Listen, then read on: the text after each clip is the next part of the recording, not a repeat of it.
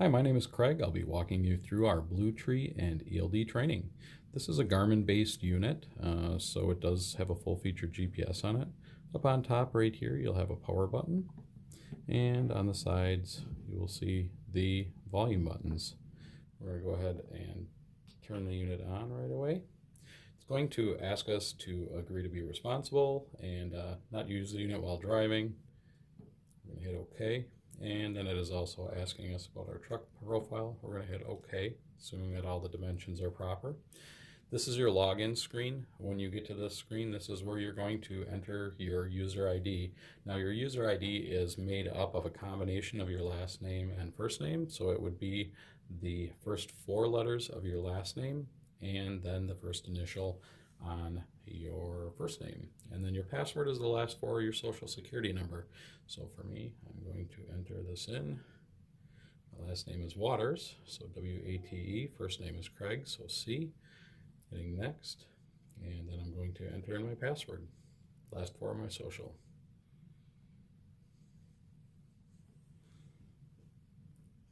Once you're logged in, this is going to be your home screen. Basically what you would see anytime that you would push this home button, it's going to take you there. Now this is a Android-based device, so the features on it are very similar to an Android phone, where you have the back button, your home button, and then this button shows you any apps that you may have open. In this case, the settings app is open, so if I want to go to the settings, I can just tap on that and it's going to take me right there.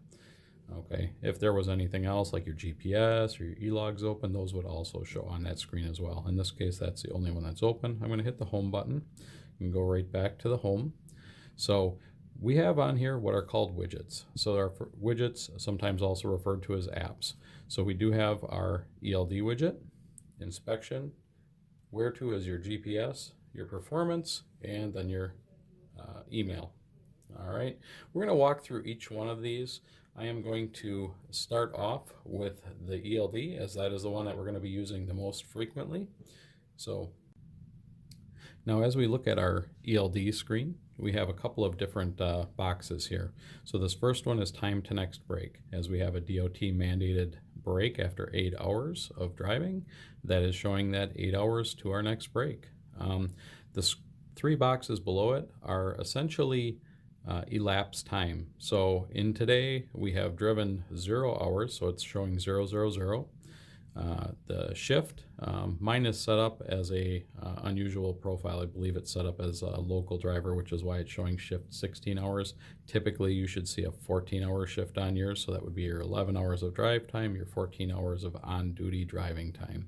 And then the last one is your 70-hour cycle. Now I'm coming off of a fresh 34-hour reset, which is why all of mine are 0. As I begin to operate during the day, you will see my shift or driving time go and increase as would be expected. Whether I'm putting on-duty time or driving time, the shift one would go up. And then as I drive, just the driving one would go up. The cycle 70-hour, that one will go up with both on-duty and driving time as well. And then after a 34-hour reset, would reset back to 0. The other one you see here is duty status. Duty status is really the only functional button on here. Currently it shows 2 dashes because we have not selected a duty cycle since we have logged into the unit. And then down below we have the advisor. The advisor is showing us how much time we have available. The steering wheel indicates drive time, and it says we have 11 hours of driving available. There are other things that are available on here, and if you click that, it will show you some of the other things that you can find on here. So in this particular case, PC limit as far as PC miles, how much drive time, and it explains what the regulation exceptions are as well. As different things pop up, it'll tell you what those other icons are. We're going to go back to that screen. We're going to select duty status. That's going to allow us to select our duty status. In this case, we are going to go on duty. So I'm going to select on duty, and then I'm always going to select next. I don't want to select OK because I want to have the choices of why I'm going on duty.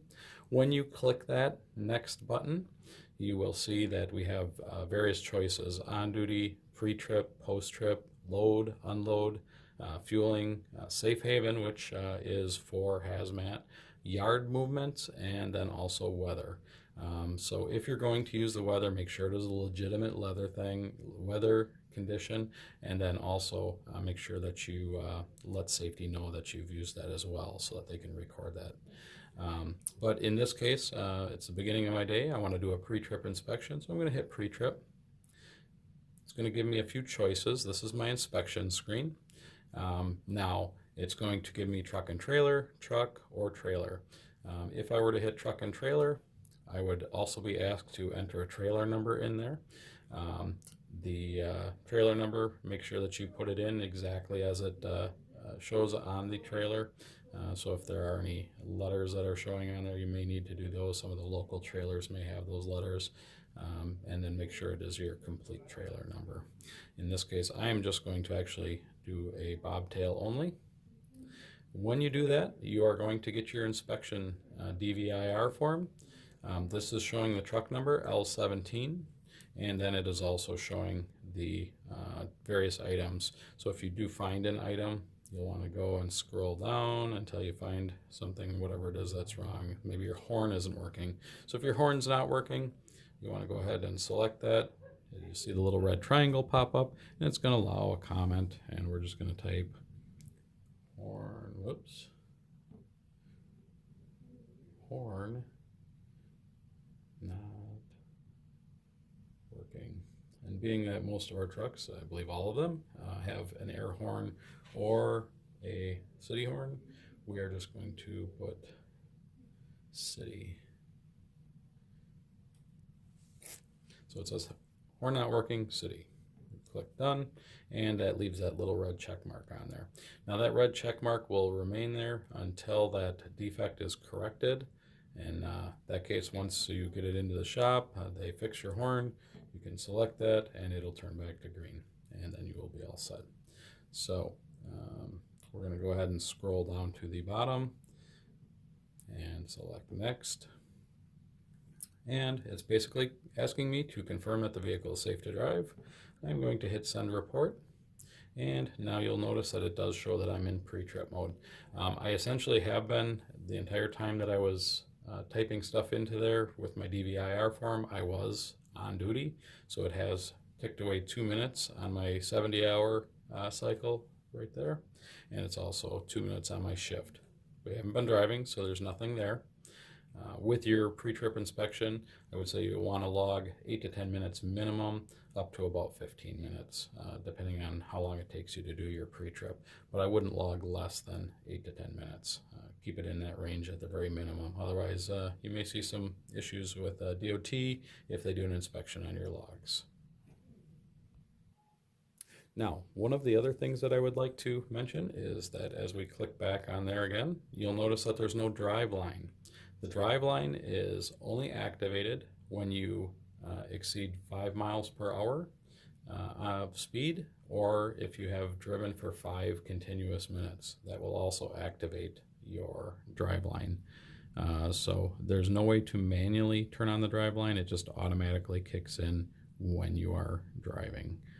If you happen to be moving in a yard and you do not want your logs to kick on the drive line, make sure that you keep it at about 4 miles per hour, because if you do kick it on to the drive line, we are not able to edit the drive line, so that will count as drive time.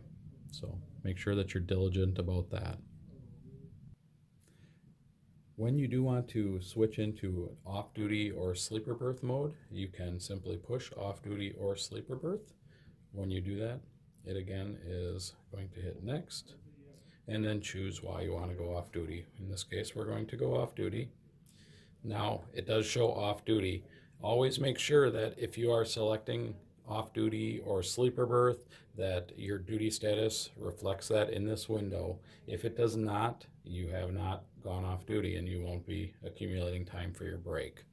Okay, as we select that again, if let's say we want to go and run and get some breakfast and we don't want to accrue drive time during that, we can go ahead and select off duty, hit next, and select PC miles.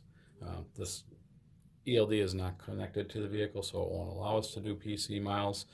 But if it were in its cradle on the truck, it would allow us to do that. And then we would be able to drive to go get dinner or groceries without accruing any drive time. Now, the PC is not for use with trying to get to your destination. It is not for use if you are being kicked off of the receiver property, that sort of thing. Those would be safe haven items where you'd want to leave a remark regarding why you have a safe haven. PC is strictly if you are unladen, which means you have nothing in your trailer, or if you are under a load that you need to be bobtail. In other words, your trailer is dropped and you are not hauling that trailer someplace. So anything other than that, you may not use PC miles for. Going back to the home screen, we'll click the logs one more time because I'd like to show you a few other things on the logs. Clicking this three little dots right here will open up a sidebar window for you. If you want to see your logs as a graph style, you can go ahead and hit that and it's going to show you the graph. Showing that I was off duty all the way through about 8:30, whatever it was, 9:30 when I went on duty just now, and it's gone down and then back up to the off-duty portion. If I had logged any sleeper berth or drive time, on-duty time, lengthy on-duty time, you would also see that on the graph. One of the nice things with this particular window is that you can also email these logs to yourself, to your dispatcher if you need to, or to a DOT officer if they request that. You can hit that by hitting those three little dots, hitting email logs, and then typing in your email address there, and then hitting send. Some of the other things that you can see here is your summaries, any unidentified driving that you may have, load details. So you can click your load details, you can put in your bill of lading number, your trailer number, etc. Also, there is a DOT roadside inspection in here. When you do click this, you can allow the officer to inspect logs. He can inspect either through summary, graph, events, unidentified, etc. Looking at the summaries, looking at the graph, etc. Now, if the officer tries to click back, it's going to allow him to go back that far, but I try it again, and now it wants a password. It will not allow him to go back in to read your messages or things like that. Password again is the last four of your social.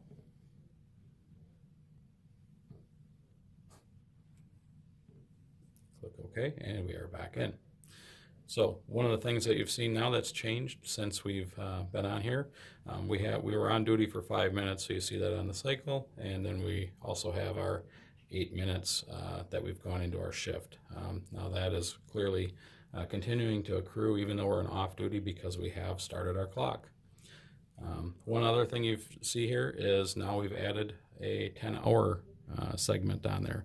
So that essentially is showing us how much longer we have until our 10-hour break is up. So if at this point I needed to take a 10-hour break, it's saying I have 9 hours and 56 minutes left on my 10-hour break to complete.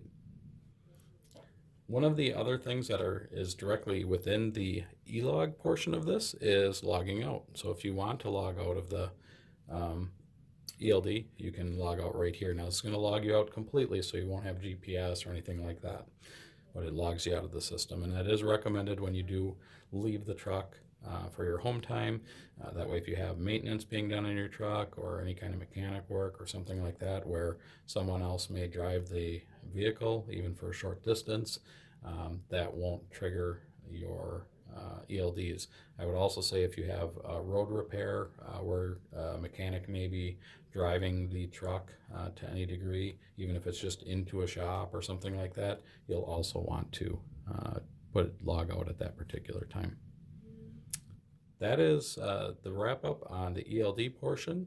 There is a few more in-depth things. I encourage you to play around with it or also read your manual regarding that. We're going to go back to the home screen. From the home screen, we want to also look at the inspections. So with the inspections, this is going to look familiar. You've seen this before when we did our on-duty for our pre-trip. You'd also see it on a post-trip inspection.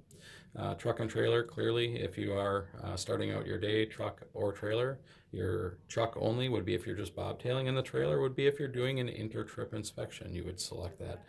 Again, the best way to do that is to do it through the ELD so that it does log your on-duty time. It will not log on-duty time through this. However, if you've already went on duty but you didn't select an inspection DVIR, you can also get to that through this so that you can get your inspection data in there. The next widget that we're going to look at is the Where To or GPS right here. And when we click that, that is going to open up your standard Garmin-based GPS. So if you ever used a Garmin-based GPS, very, very familiar, I'm sure. Essentially, for entering addresses, we will want to enter the house number in. 1, 2, 3, 4. Hit done. Enter the street. And we're just going to see what pops up here.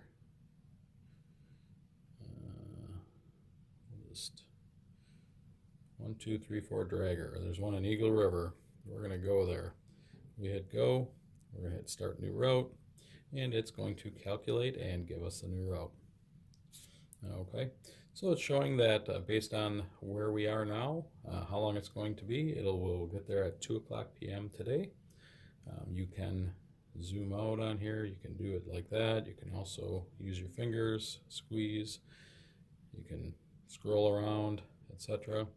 and then hit back to the navigation screen if you wish. And that'll take you right back. Okay, so we're going to go backwards a little bit here, get that GPS up here again. You will notice that there are some other things here as well. You do have the ability to have saved addresses in there. Looks like there's some in here. You can put in your basic, these are just probably pre-programmed ones, but you can put in places that you have visited frequently, shippers, receivers, that sort of thing. Also, you can find restaurants, fuel stations, program your home location as well. Moving back to the main unit, you have a performance. This is probably not going to pull up on here as I'm not attached to a truck. But when you do click that performance mode, it will give you information about your driving habits, your harsh braking, speeding, your anticipation, which is essentially following distance, that sort of thing. All of these metrics are things that are your bonuses based off of. So you do want to kind of use this as kind of self-coaching. You're certainly able to do that. And then the last widget is our messaging one. Now with our messaging app, although you are able to send and receive messages, pretty typically the messages that we receive on our ELDs, or that the drivers receive on the ELDs, are going to be group messages. So generally sent out to the entire fleet. Sometimes they're sent out to only company drivers if it's something that's related to, say, company benefits or something like that. We also have the ability to do it by division, I believe, as well. So if it's something just for local drivers, they're able to do that, or something just for OTR drivers. But typically, fleet-wide messages. So if you do see one of these come across, just because it's not addressed to only you specifically does not mean it's not important. We do have quite a bit of information in there regarding things like upcoming safety meetings, things like that, updates to any of our software, or maybe HOS rules, hours of service rules, things like that. We also do put some postings on there regarding contests and that sort of thing, so there's opportunities for you to win things. So I do encourage you to make sure that you are actively reading your messages and that sort of thing. Now there is a spot on here where you can type a message and send it. I don't recommend that you use that particular feature. If you do need to contact somebody specifically, do it through your normal modes of communication, phone, email, or text to that person directly rather than doing it through the ELD. But in any case, like I said, read those messages as they're coming in. Also, if you receive one while you're driving, it will read it out to you as well. And the voice is pretty clear, so it's very recognizable and easy to understand. So that basically concludes the majority of our ELD training. There are a couple other things on here with settings and that type of thing, so I do encourage you to kind of play around with it. One of those, if you swipe up from the bottom, and I'll do that again, put your finger way on the bottom, swipe up, it'll give you some stuff regarding the settings on the device. Right here, actually, this wrench is the settings. So you can reset your truck profile, your navigation preferences, display. I do like to point out the display as the brightness on here, if it ever gets set to a dim, is very difficult to see. It actually on the camera is much brighter than it is in person, and if you're in sunlight you probably can't see it at all. So it's you might have to actually take it off into a dark area to adjust that brightness, but that's how you do that, through the settings. And there's other things on here as well, so you can actually, looks like you can save a screenshot, different things like that. So feel free to play around with it. There's nothing you can break on the unit by pushing buttons. So that's that. So if you have any questions, I can possibly help. This again, Craig in recruiting, and Wendy in safety is also a good resource for help on the ELD or the Garmin unit.